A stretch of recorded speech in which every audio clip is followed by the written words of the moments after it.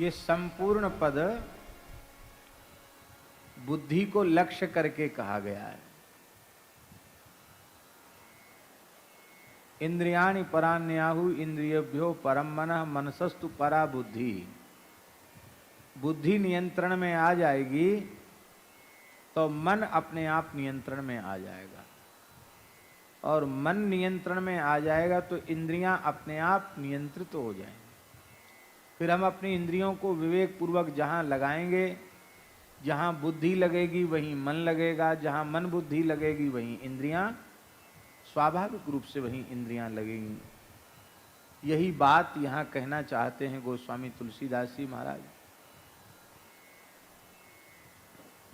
दो प्रकार की बुद्धि होती है, एक सती बुद्धि होती है, एक असती बुद्धि होती है। सती का लक्षण क्या है? उत्तम के असबस मन माही, सपने हूं अन्य पुरुष जग नाही।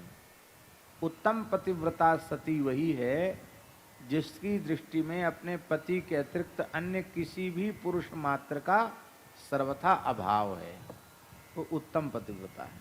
अपने पति को छोड़ करके पुरुष मात्र का अभाव है, ऐसी बुद्धि जिसकी हो वो उत्तम पतिव्रता। उत्तम के अस बस मन माही, सपने हूं अन्य पुरुष जग नाही। ऐसे ही भगवान के अतिरिक्त स्वप्न में भी जिसकी बुद्धि में दूसरा कुछ समाहित न होवे। सूरदासी का पद है, मन में रहो नाहिन ठोर, नंद नंदन अछत कैसे आनिए उर और। चलत चितवत सुपन सोवत दिवस जागत रात, चित्त ते वह मधुर मूरत छिन न इत उत जात। इस प्रकार से बुद्धि ठाकुर जी में लग जाए।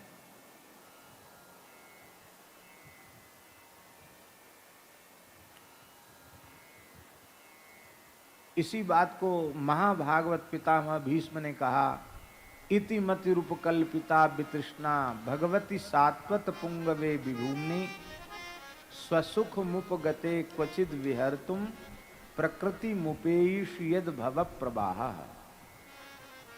संसार के प्रवाह में डालने वाली ये बुद्धि, जब ये बुद्धि असती हो जाती, असती बुद्धि का लक्षण क्या है? असती माने उल्टा। अनेकों में जिसकी वृत्ति जाए वो असती, एक में वृत्ति जिसकी रहे वो सती। तो उल्टा बुद्धि है विषयी जीवों की, कभी रूप में गई तो कभी रस में गई तो कभी शब्द में गई तो कभी स्पर्श में गई। ऐसी बुद्धि भोगों में भटकती रहती है, वो असती बुद्धि। असती बुद्धि उल्टा बुद्धि है। ये असती बुद्धि ही जीव को अनंत काल से संसार के चक्र में डाले हुए। साधन भक्ति का अनुष्ठान करने से और अनन्य भगवान के शरणागत भक्तों का, रसिक भक्तों का संग करने से बुद्धि का व्यभिचार दोष नष्ट होता है, बुद्धि का कुलटात्व दोष नष्ट होता है, और बुद्धि अनन्य भाव से समर्पित होकर के भगवान में लग जाती है। सती बुद्धि भगवान के वर्ण के योग्य होती है। यही बात भीष्म जी ने कही है कि साधन भक्ति का अनुष्ठान करते करते मेरी बुद्धि का कुलटात्व नष्ट हो गया है, अब वो सती हो गई है। ऐसी सती बुद्धि का हे श्री कृष्ण आप पाणी ग्रहण कर लें। उसी भाव से मिलता जुलता भाव है इस पद का, 246वें पद का। संपूर्ण पद बुद्धि को लक्षित करके कहा गया है। गोस्वामी जी कहते हैं, छोटे बड़े खोटे खरे मोटेयू दूबरे राम, रावरे निवाहे सब ही की निवहती। गोस्वामी जी कहते हैं, छोटे से छोटे माने तुच्छ से तुच्छ प्राणी, और बड़े से बड़े माने ज्येष्ठ श्रेष्ठ से भी ज्येष्ठ श्रेष्ठ, बुरे से बुरे, भले से भले, मोटे दुबले, सब प्रकार के जीवों की हे श्री रघुनाथ जी आपके निभाने से ही निभती है। आप न निभाओ तो किसी की नहीं निभने वाली। चाहे कोई छोटा हो, बड़ा हो, बुरा हो, भला हो, खोटा हो, खरा हो, आपके निर्वाह करने से ही सबका निर्वाह हो रहा है, सबकी निभ रही है। ये बात संसार में महात्माओं के मध्य में प्रसिद्ध है और वेदादि शास्त्रों ने भी इसी को प्रमाणित किया है। पर बड़े दुख की बात है, बड़े दुर्भाग्य की बात है कि संतों का संग करने के बाद, दीर्घ काल तक संतों का संग करने के बाद, सत्संग करने के बाद, वेदादि शास्त्रों का श्रवण करने के बाद, श्रीमद् भगवद गीता, रामायण, भागवत आदि पवित्र ग्रंथों का श्रवण करने के बाद, महात्माओं का दीर्घकाल तक संग करने के बाद भी मेरी बुद्धि मोह के वश में हो रही है।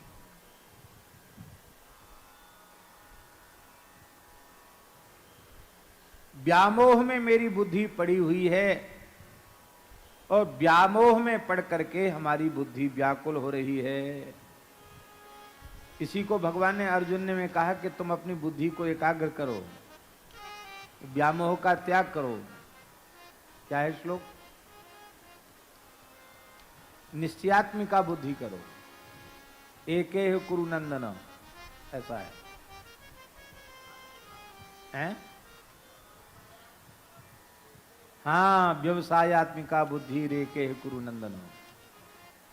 तो आप वह कभी बुद्धि निश्चयात्मिका नहीं हो पा रही है।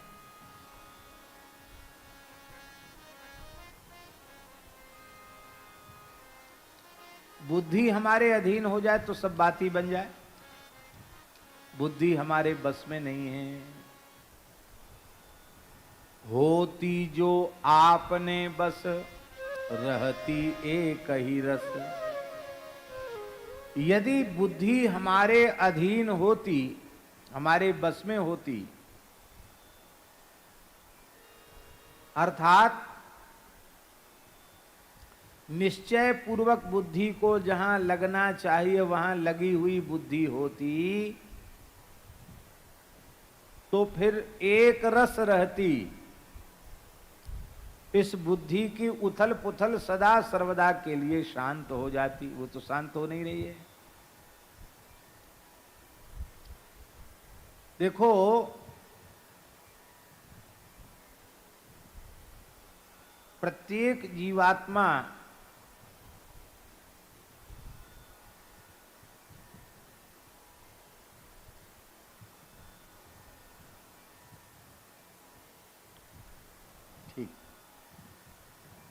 अंधेरा अतिकाल हो जाएगा, इसलिए बाबा को ले जाएं।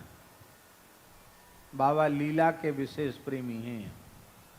बाबा ने आते पूछी, लीला है रही है? हम तो लीला देख भी आए। लीला कैसे दर्शन होएगो? बाबा लीला तो कल दर्शन होगा। तो लीला के बाबा प्रेमी हैं। और अभी गोचारण लीला होना है, छाक लीला होना है ठाकुर जी की। छाक का मनोरथ बाबा की ही सन्निधि में होना है। बड़ी सुंदर झांकी होगी।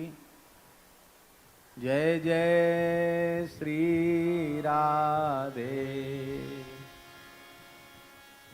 बड़ी कृपा।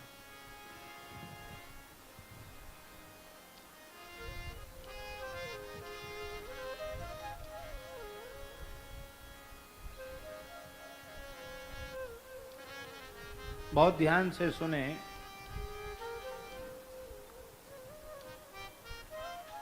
जीवात्मा की, महाराज जी, जीवात्मा की जो असली चाह है वो भोगों की नहीं है, संसार की बिल्कुल नहीं है। भोगों की, संसार की चाह जीवात्मा की बिल्कुल नहीं है।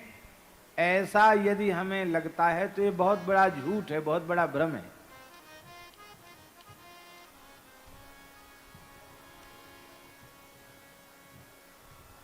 आप लोग कहेंगे क्यों? इसलिए प्रत्येक जीव की विशिष्ट कामना क्या है, चाहता क्या है? प्रत्येक जीव यही चाहता है कि मेरा कभी विनाश न हो, मुझ में कभी जड़ता ना आवे, अज्ञान ना आवे, और मैं सदा आनंद में रहूं। ये तीन इच्छाएं प्रत्येक जीव की हैं। मैं सदा सर्वदा एक सी अवस्था में रहूं, मेरा विनाश न हो, एक ही इच्छा। मुझे कभी अज्ञान ना आवे, जड़ता ना आवे, मेरा ज्ञान सदा जागृत रहे, मैं ज्ञानवान बनूं, ये इच्छा। और मैं दुख रहित हो जाऊं, मैं सदा आनंद में रहूं, सुखम में भूयात दुखम में मां भूत, ये इच्छा प्रत्येक जीव की बनी हुई। यही वास्तविक इच्छा है उसकी। अब दुर्भाग्य उसका ये है कि जो विनाशी पदार्थ हैं उनका संग्रह करके, उनको बटोर करके, उनको भोग करके वो अविनाशित्व चाहता है। जो भोग, जो प्रकृति, जो रूप रसगंध शब्द स्पर्श के विषय उसके स्वरूप को ढकने वाले हैं, उसको जड़ता देने वाले हैं, उन्हीं का प्रयास पूर्वक संग्रह और उन्हीं का भोग करके वो अपने ज्ञान को जागृत रखना चाहता। कैसे होगा? जो जड़ता को बढ़ाने का साधन है उसको वो ज्ञान प्राप्ति के साधन के रूप में प्रयोग कर रहा है। कैसे होगा? और जो जो काम दुख, अशांति, क्लेश और कष्ट को बढ़ाने वाले हैं उन सब का संग्रह करके, भोग करके, बटोर करके और वो आनंदित होना चाहता है, सुखी होना चाहता है।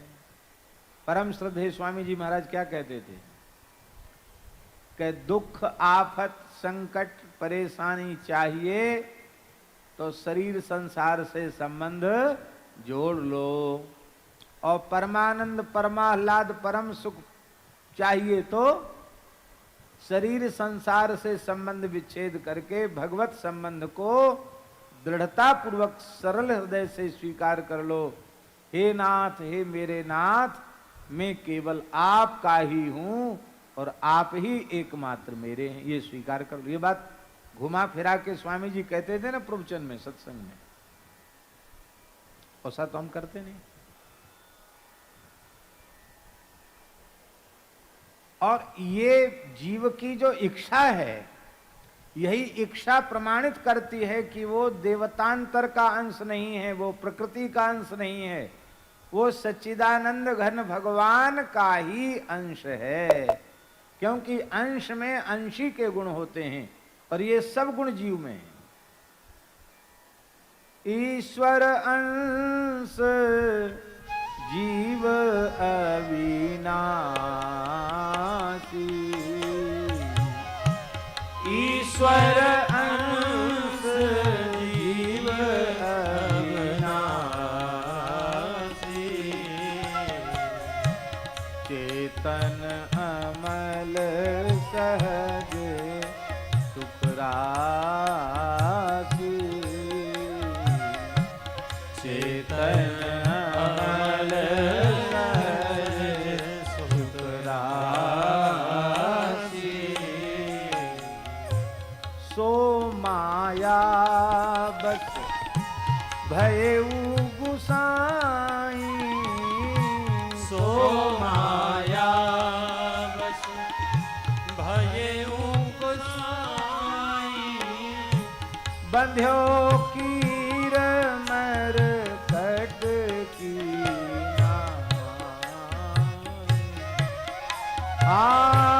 बंध्यो कीर मर कट की नाई,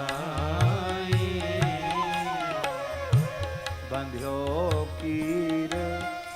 मरकट की नाई। बंध्यो मरकट की नाई।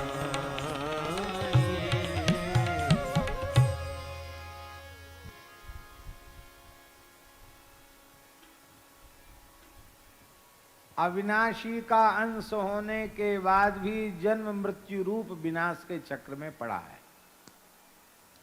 कितने समय से पड़ा इसका भी कोई निश्चय नहीं है। चेतन माने ज्ञान स्वरूप भगवान का अंश होने के बाद भी न जाने कितने काल से अपने स्वरूप को विस्मृत है। माया बस स्वरूप बिसरायो। पता नहीं कितने काल से जड़ता में जी रहा है, जड़ता ने इसको घेर रखा है। निर्मल निर्विकार परमात्मा का अंश होने के बाद भी न जाने कितने समय से विकारों के समुद्र में पड़ा है। अलग नहीं हो रहा विकारों से, विकारों से मलिन हो रहा है।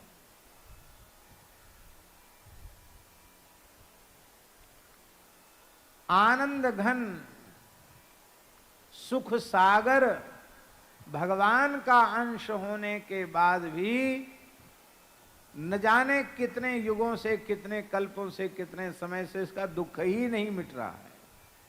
दुख से दुख बढ़ता चला जा रहा है।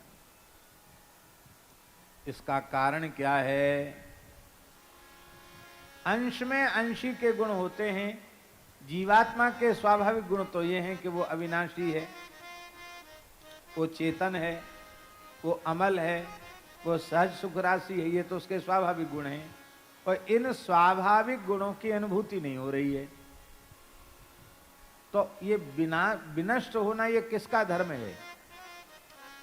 नष्ट हो जाना ये शरीर संसार का धर्म है। जड़ता रूप होना ये शरीर संसार का धर्म है। और विकार युक्त होना ये भी शरीर संसार का धर्म है। दुख रूप होना, विनाशी होने के कारण दुख रूप होना ये भी शरीर संसार का धर्म है। तो शरीर को तो समझ लिया मैं, और संसार को समझ लिया मेरा। तो शरीर संसार के जो दोष थे, उन दोषों को उसने अपने नित्य शुद्ध बुद्ध चेतन आत्मा में आरोपित कर लिया। और जब तक ये आरोप जो किया गया है ना, इस आरोप को अपने विवेक के द्वारा, सत्संग के द्वारा, इस झूठे आरोप को जब तक वो हटाएगा नहीं, तब तक उसका दुख दूर होने वाला नहीं है। और जिस क्षण हटा देगा उसी क्षण उसका सब दुख समाप्त हो जाएगा। स्वामी जी क्या कहते थे, हमने ऋषिकेश में सुना है। बोले देखो इतने बजने में इतने मिनट बाकी हैं, 1 मिनट नहीं लगेगा कल्याण होने में। पक्का निश्चय कर लो कि मैं केवल और केवल भगवान का ही हूं, केवल भगवान ही मेरे हैं। बस इतना पक्का निश्चय कर लो भीतर से, सीखा बस इतने में ही तत्काल कल्याण हो जाए। कहते थे स्वामी जी की नहीं? आहा, कहते भगवान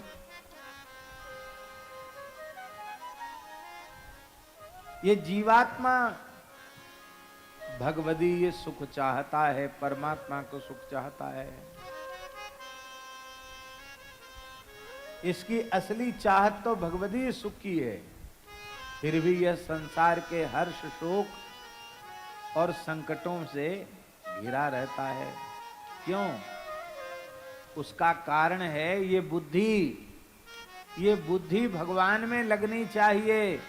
भगवान में लगने का, भगवान में न लगकर यह बुद्धि संसार में लगी हुई है, भोगों में लगी हुई है।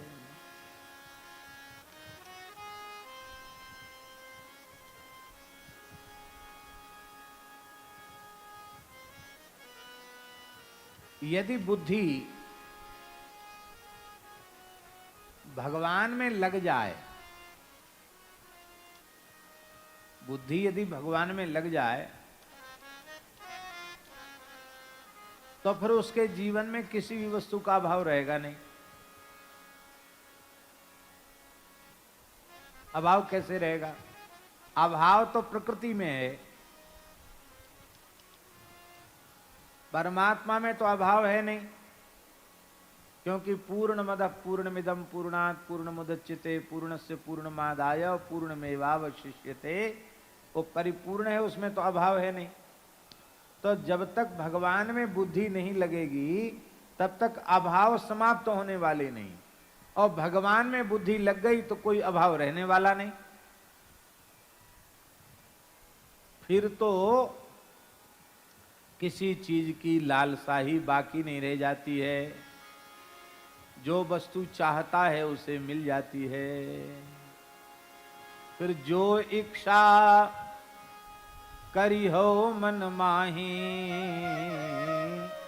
प्रभु प्रसाद कछु दुर्लभ नाही। पर ये बात स्वामी जी कही तो जा रही है, पर सच्ची बात है, उसकी वास्तविक अवस्था ऐसी हो जाती है कि जिनको कबहू न चाहिए कछु, तुम सन सहज सने, बसहु निरंतर तासु उर, सोरा उर निज गे।